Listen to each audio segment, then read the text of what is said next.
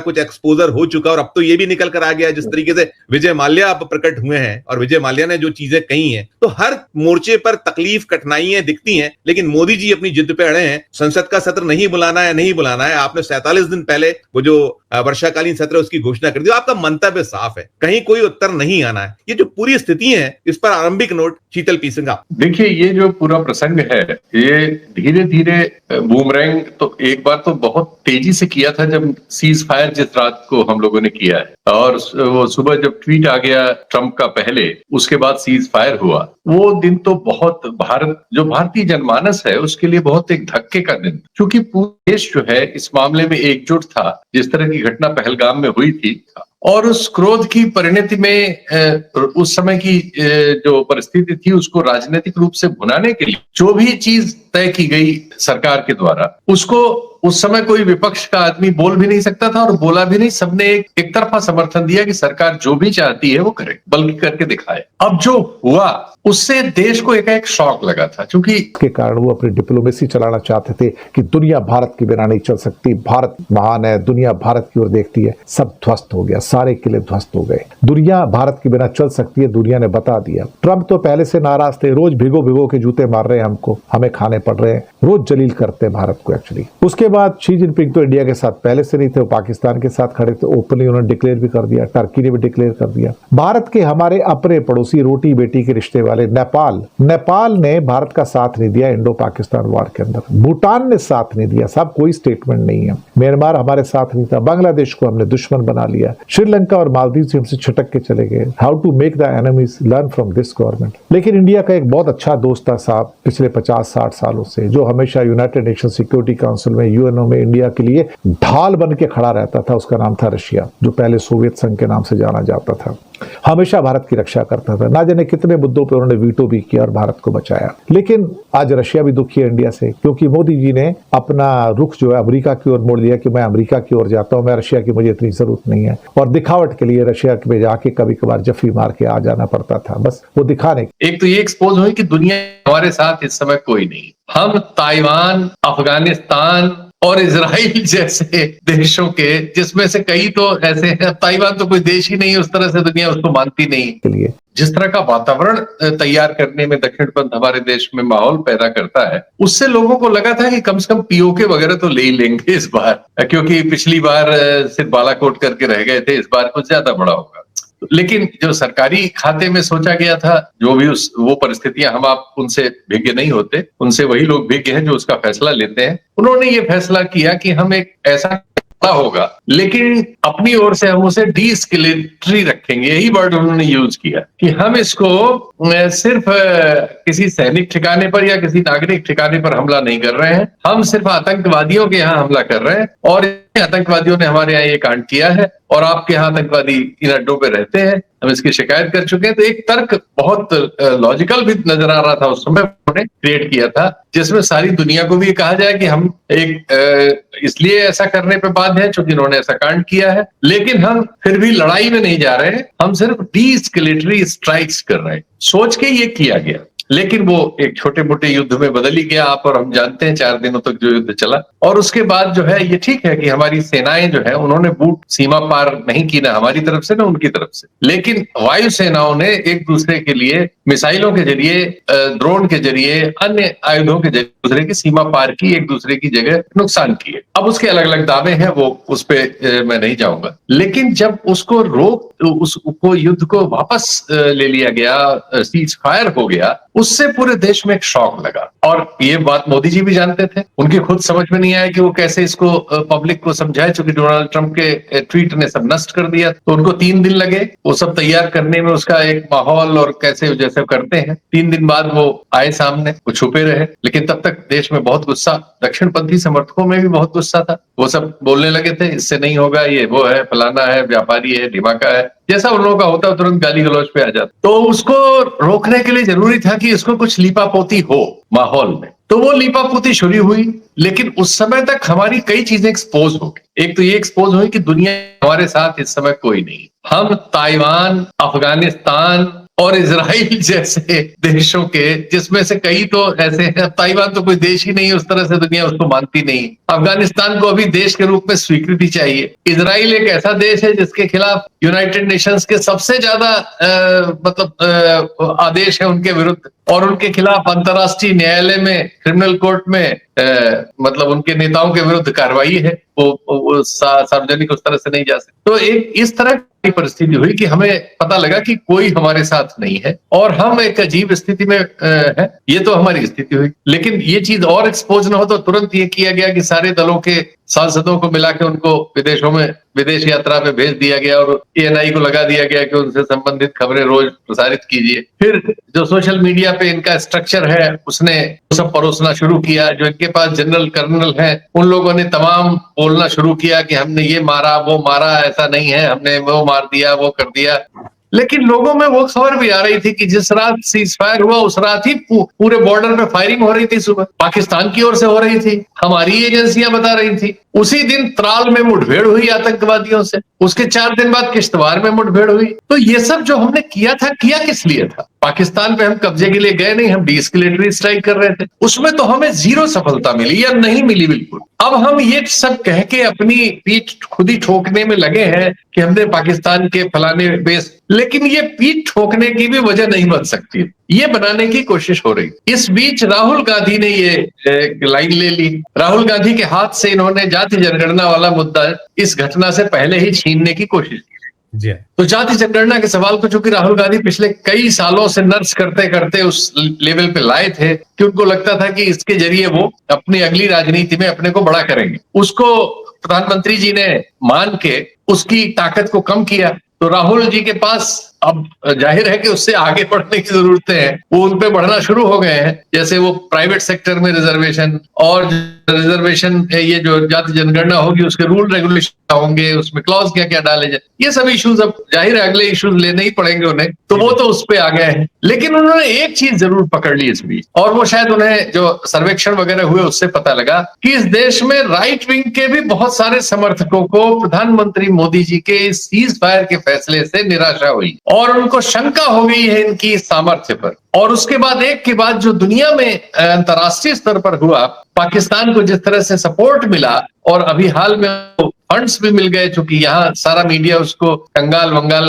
दिखाने में ही व्यस्त रहता है, तो उसको जितनी एजेंसीज बाहर की हैं, उपाध्यक्ष बना दिया, यूएनएससी ने उपाध्यक्ष बना दिया उसी चीज के लिए जिसपे उसको आप ब्लेम कर रहे थे। जी जी जी, ये सब खबरें भी चूंकि आ रही हैं, तो इसकी वजह से जो माहौल राइट विंग के पक्ष में बनाने की कोशिश है मोदी जी की, ऑपरेशन सिंदूर, मेरी नसों में सिंदूर बह रहा है, ये सब उतना कैच नहीं कर पाया, बल्कि इसकी आलोचना ज्यादा हुई। और उन्होंने 64-65 हजार हमारे देश के जो पेट्रोल पंप है सब पे अपनी होर्डिंग लगवा दी है, सेना के बीच खड़े हैं और मोदी जी हैं और ऑपरेशन सिंदूर लिखा हुआ है। तो वो अपने प्रचार में निकल गए थे और इन लोगों को बाहर भेज के वो बिहार में रैलियां कर रहे थे। इसको पकड़ कांग्रेस के राहुल गांधी और उनकी टीम ने, और उन्होंने, हालांकि ये थोड़ा सा ओवर हो जाता है, लेकिन उन्होंने नरेंद्र सरेंडर जो चलाया है, ये सोशल मीडिया पे मैं देख रहा हूँ, इसका इंस्टाग्राम से लेके एक्स सब में ये चर्चा, चाहे राहुल गांधी को गाली देते हुए और चाहे राहुल गांधी को सही ठहराते हुए, चल रही है बड़ी जोर से। ये चीज कैच कर गई है या कैच कर सकने का मादा रखती है, ऐसा राजनीतिक विश्लेषकों को भी, इनके लिए थिंक टैंक होगा बीजेपी का, उनकी समझ में है। तो वो इससे उबरना चाहते हैं, लेकिन क्या परिस्थितियां जमीन पर ऐसी हैं कि वो इससे उबर लेंगे, देखते हैं इसमें क्या होता है। हालांकि बिहार में उनके लिए परिस्थितियां उनके अनुकूल है बहुत सारे कारणों से, तो मैं ये नहीं समझता कि बिहार में कोई उलटफेर बहुत बड़ा होने वाला है। लेकिन ओवरऑल देश के जनमानस में और देश के जो राजनीतिक विमर्श है उसमें इस परिघटना से और इस पर्टिकुलर आप कह सकते हैं जिब से एक नई राजनीतिक चर्चा जरूर शुरू हुई है, जो बीजेपी के लिए कठिनाई का सबब बन सकती है। बहुत सरल तरीके से कहा जाए तो इतना तो कहा ही जा सकता। ये ठीक है कि जब यूक्रेन के साथ वॉर शुरू हुई तो उस टाइम हमने तेल खरीदा उससे, लेकिन कहीं ना कहीं एक बात तो पक्की थी कि जब रशिया को भारत की जरूरत थी सपोर्ट की कि इस वॉर में मुझे सपोर्ट करे, भारत ने उसे सपोर्ट नहीं किया। भारत अलग खड़ा हो गया, तटस्थ है, नहीं जी मैं तो शांति के साथ हूँ, मैं तो शांति के साथ हूँ, मैं तो I am standing with the peace, peace is my side, वो सब कहने की बातें थी। लेकिन रशिया ने नाराजगी मोल ले ली, अल्टीमेटली रशिया नाराज हो गया और इतना गुस्सा हुआ गुस्सा हुआ है कि अब जब पाकिस्तान को यूएनएससी के अंदर टेरर कमेटी का वाइस चेयरमैन बनाया तो रशिया ने विरोध नहीं किया। भारत ने 1000 कोशिश कर ली और अल्टीमेटली जितने भी लोन्स मिल रहे थे वर्ल्ड बैंक के, आईएमएफ के, एडीबी के, एआईआईबी के, वो चाइना के सारे लोन मिलते चले गए। कहीं भी रशिया ने पाकिस्तान का विरोध नहीं किया, बल्कि पाकिस्तान के साथ कुछ उन्होंने बिजनेस के कुछ एग्रीमेंट भी कर लिए। भारत के लिए एक सबक था, लेकिन भारत शायद सीखने को तैयार नहीं है। भारत आजकल गलत घोड़ों पर दांव लगा रहा है और मोदी जी ने एक एक करके सबको दुश्मन बना लिया। अपने सारे पड़ोसी देशों को दुश्मन बनाया, पहले ट्रंप को भी दुश्मन बना लिया, फिर अब रशिया को भी दुश्मन बना लिया। यही मोदी जी की सफलता है कि उन्होंने सबको दुश्मन बनाने में कामयाबी हासिल की। How to win the so called enemies हो गया। जीता कौन इसमें? पाकिस्तान। रशिया भारत की साइड में आएगा? कतई नहीं। चीन के साथ वो चला गया, वही रहेगा। लेकिन फ्रांस में बहुत बड़ी बेचैनी है इस मामले में और वहां के मेंबर पार्लियामेंट पूछ रहे हैं। उनमें से एक मार्क चावेंट है, उन्होंने पूछा कि फ्रांस के विदेश मंत्री और सरकार से पूछा कि कितने नुकसान हुए हैं, क्योंकि अगर आप नहीं बताते हैं तो ये फ्रांस का जो स्ट्रेटेजिक और इंडस्ट्रियल जो हित है उनके, उसको चोट पहुंच रही है। दुनिया में नैरेटिव फैल रहा है कि राफेल घटिया विमान है और J-10 के सामने टिक नहीं पाया है। सच क्या है? कितने विमान गिरे हैं, कैसे गिरे हैं, क्या कारण है? आप सच का पता लगाइए। अब सवाल ये कि भारत और फ्रांस की दोस्ती है। पहले 59,000 करोड़ के हमने 36 विमान खरीदे, अब 63,000 करोड़ के नई डील की है मरीन 26 विमानों की। तो नैरेटिव पूरा का पूरा फैल चुका है दुनिया में। चाइना का नैरेटिव, पाकिस्तान का नैरेटिव इस टाइम एक्सेप्ट किया जा रहा है पूरी दुनिया में कि उन्होंने हिंदुस्तान के कम से कम नहीं तो 3 से 5 राफेल गिराए हैं। सवाल ही पैदा होता है कि इससे जो 220 विमानों का ऑर्डर राफेल के पास है वो कैंसिल हो सकता है और लोग कहेंगे हम आपका विमान क्यों खरीदेंगे अगर ये इंडिया पाकिस्तान की जंग में चीन के J-10 के सामने टिक नहीं पाया तो हम आपको क्यों खरीदे अल्टीमेटली। अब ये बात तो सही है, बिल्कुल, इसमें तो कोई शक वाली बात ही नहीं है।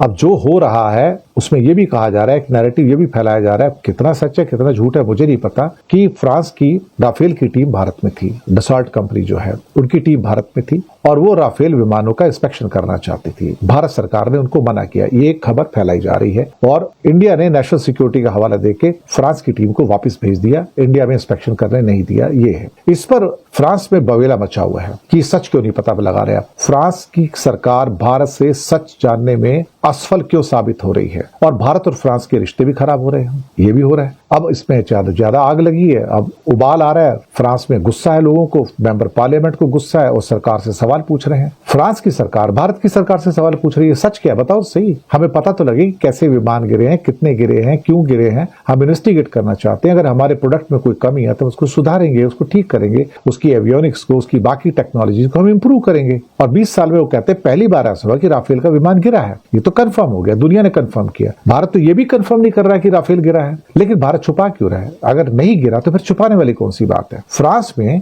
तरह तरह के इस टाइम सवाल हैं और बहुत सारे सवाल हैं और फ्रांस के जो स्ट्रेटेजिक और जो इंडस्ट्रियल उनके जो हित हैं उन पर असर पड़ रहा है। मुझे लगता है कि जो सवाल किए जा रहे हैं फ्रांस में वो ठीक हैं और खासतौर से जो उसकी क्षमता है उसके ऊपर जो सवाल उठाए जा रहे हैं राफेल पे, और ये बताया जा रहा है दुनिया में जो J-10 का नैरेटिव है कि वो बेहतर प्लेन है, उससे फ्रांस के हितों को बहुत नुकसान पहुंच रहा है। फ्रांस की सरकार ने अभी तक मार्क चावेंट के सवालों के जवाब नहीं दिए। उनका ये कहना है कि हमारे पास इनके जवाब ही नहीं है क्योंकि गवर्नमेंट ऑफ इंडिया हमको डिनाई कर रही है, जवाब ही नहीं दे रही हमको। मुझे लगता है इन कंडीशन के अंदर शायद हो सकता है कि डसॉल्ट एविएशन और भारत के बीच में जो फ्यूचर है, जो भविष्य के अंदर जो और कुछ कोलैबोरेशन हो सकती हैं, ये उसके ऊपर एक रुकावट बन जाएगी। क्योंकि राफेल सिर्फ अगर इसी बात के ऊपर अगर अड़ जाता है कि भाई आप हमको इंफॉर्मेशन क्यों नहीं दे रहे हो अल्टीमेटली, तो फिर हो सकता है कि भाई स्थितियां और बिगड़ जाएं, मुझे ऐसा लगता है। तो जयशंकर को भेजा जा रहा है कि भैया एक बार जाके फ्रांस को जरा ठंडा करो, वहां आग लगी हुई है,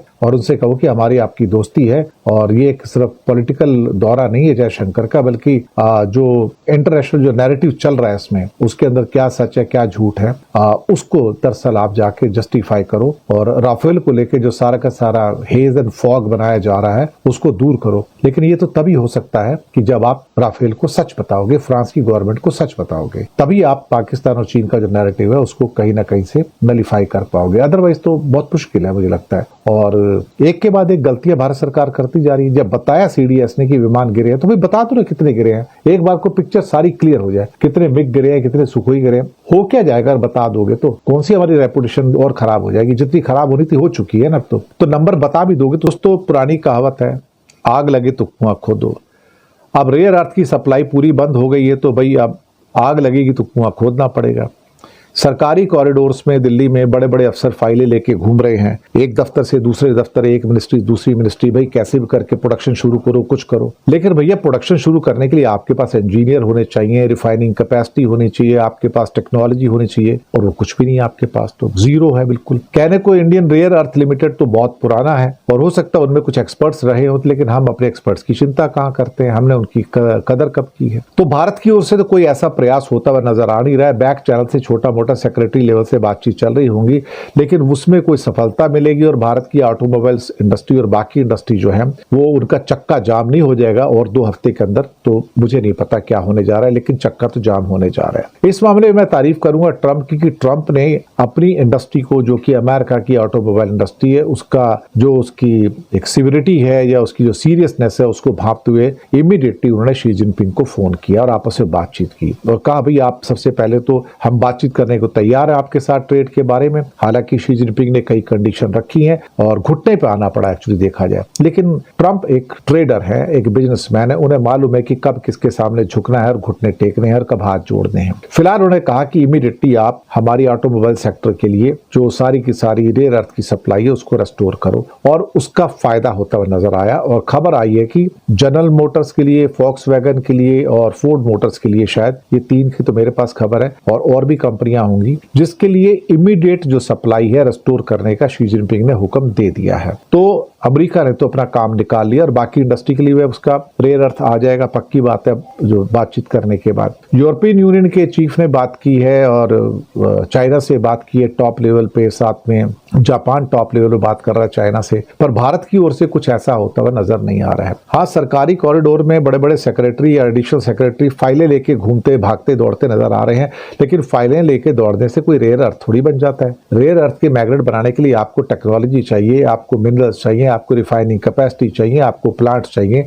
और उसके लिए कम से कम 10 साल चाहिए। फाइलें लेके दौड़ने से आपके रेयर अर्थ के मैग्नेट नहीं बनते हैं। तो वो जो जल्दबाजी दिखाते हैं ना, कई बार हमारे बाबू लोग होते हैं, उन्हें आता जाता तो कुछ है नहीं, लेकिन हाँ ये कि बात करने में बड़े मशहूर है, वो बात अच्छी कर लेते हैं, लेकिन बात करने से प्रोडक्शन नहीं होता, मैन्युफैक्चरिंग नहीं होता। कहने को भारत में इंडियन रेयर अर्थ लिमिटेड है जो बहुत पुराने समय से काम कर रहा है, छोटी मोटी कैपेसिटी भी उसकी होगी, ऐसी बात नहीं है, लेकिन भारत के अंदर क्या है कि जो टेक्नोलॉजिस्ट होते हैं उसकी कोई इज्जत तो होती नहीं। हमारे यहाँ तो IAS IPS IRS की इज्जत होती है साहब, जो बैठ के डंडा चलाते हैं, लेकिन जो साइंटिस्ट हैं, इंजीनियर्स हैं टॉप लेवल के, उनकी तो कोई इज्जत है नहीं इस देश के अंदर। ये बात तो बिल्कुल पक्की है। जिस देश में एजुकेशन की इज्जत ना हो या जिस देश में टेक्नोलॉजी की इज्जत ना हो तो वो कोई क्या करेगा। और अब भारत को भी या अमेरिका को भी कुछ करने के लिए कम से कम 10 साल चाहिए होंगे, तब कहीं जाके रेयर अर्थ के अंदर वो कुछ प्रोडक्शन कर पाएंगे। अमेरिका को भी 10 साल लगेंगे। चाइना की प्रोडक्शन जहां 3 लाख टन की 1 साल की है, पूरी दुनिया का बेस्ट प्रोडक्शन उसके पास है। अमेरिका के पास शायद 2027 तक 1300 टन का प्रोडक्शन आएगा, सिर्फ 1300 टन का। आप सोच सकते हो कि कहां राजा भोज कहां गंगू तेली वाली हाल है। और भारत तो कहीं भी नहीं है सामने, नजर भी नहीं आता, दूरबीन लगा लो तो भी नजर नहीं आता। तो हमने तो अपनी टेक्नोलॉजी को किल कर दिया और चाइना पे पूरे डिपेंडेंट हो गए। हमने सोचा कि चाइना कभी धोखा नहीं देगा। अब इतनी इंडिया की भी ऑटोमोबाइल इंडस्ट्री का चक्का कब जाम हो जाए, और हफ्ता 2 हफ्ते की बात है, यहाँ भी प्रोडक्शन रुक जाएगा। लेकिन भारत की ओर से ट्रंप की तरह प्रधानमंत्री मोदी कोई बात करेंगे शी जिनपिंग से कि भाई आप हमारी सप्लाई को रेस्टोर करो, मुझे डाउट है कि मोदी उस बारे में कोई बात करने जा रहे हैं। और वो बात नहीं करते तो इसका मतलब इंडस्ट्री फर्दर सफर करेगी, इसका और कोई रास्ता तो बचता नहीं। क्या कहा जाए, यही कहानी है। यहाँ पे इंडस्ट्री सफर करती है, मैन्युफैक्चरिंग सफर करता है, इसलिए भारत में कोई मैन्युफैक्चरिंग फैक्ट्रियां लगाना नहीं चाहता, क्योंकि सरकारें सपोर्ट नहीं करती।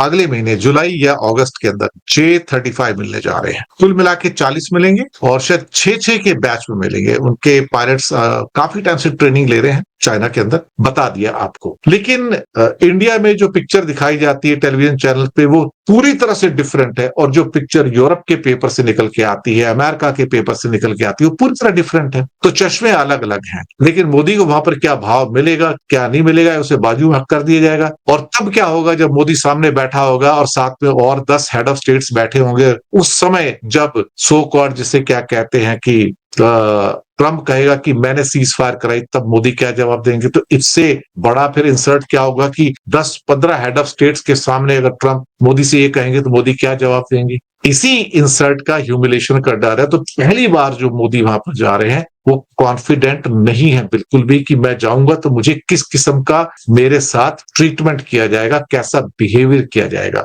तो he may be very shaky inside. तो क्योंकि नाम तो जुड़ गया ना, नाम नरेंद्र काम सरेंडर, ये टैग तो जुड़ चुका है उनके साथ में कि अमेरिका के आगे नतमस्तक हो चुके हैं और वो कुछ एक शब्द नहीं बोल सकते हैं। खैर, पाकिस्तान पे आते हैं। Pakistan to get 40 J-30 fighters, जी हाँ, और ये डील तो पहले भी हो चुकी थी, अब डिलीवरी स्टार्ट हो रही है। इसका ऑफिशियल एक्नॉलेजमेंट भी आ चुका है और 40 फाइटर जेट्स J-35 उनको मिलेंगे। इसके अलावा उनको कुछ और एवॉक्स टाइप के जो प्लेन्स हैं वो भी मिलेंगे, कुछ नए एयर डिफेंस सिस्टम भी मिलने जा रहे हैं और साथ में कई और चीजें हैं जो उनको मिलेंगी। इसमें KJ-500 एवॉक्स जो एयरक्राफ्ट हैं वो मिलने जा रहे हैं, HQ-19 ballistic missile defence system वो मिलने जा रहा है। इसके साथ कुछ हेलीकॉप्टर्स और कुछ और चीजें भी उनको मिलने जा रहे हैं। अब सवाल ये पैदा होता है कि उनके जो फाइटर पायलट जेट्स हैं, सारे के जो फाइटर पायलट्स हैं वो तो हमें चाइना में ऑलरेडी ट्रेनिंग ले रहे हैं और पहली डिलीवरी जो है वो जुलाई के एंड में या अगस्त में मिलेगी इनको, ये भी ऑलमोस्ट कंफर्मेशन हो गया है। और 40 को इसमें पहले पहले जो बैचेस आएंगे 6 एयरक्राफ्ट के बैच आएंगे, 6 कहा जा रहा है। ये मतलब जो इनिशियल इंफॉर्मेशन है, हो सकता है कंफर्म ना हो। तो यहाँ पर 6 के जो बैचेस होंगे वो उनको मिलना शुरू हुआ, यानी कि मुश्किल से 1-1.5 महीना रह गया है जब उनको J-35 मिल जाएगा। स्टेल्थ फाइटर है, 5th जनरेशन का है। तो पाकिस्तान इंडिया से जो एयरक्राफ्ट जो है फाइटर एयरक्राफ्ट से 10-12 साल आगे निकल जाएगा, unless India also buys 5th generation readymade fighter aircraft from somebody. तो चाइना एकमात्र ऐसा कंट्री जिसके पास 2 इस समय जो कहते हैं कि स्टेल्थ फाइटर्स हैं, उसमें एक J-35A है जो पाकिस्तान को मिल रहा है, दूसरा J-20 है। J-20 तो ऑलरेडी उनकी सर्विस में करीब 200 तो इस टाइम ऑलरेडी उनके पास है, 100 और ऐड होने जा रहे हैं वहां पे।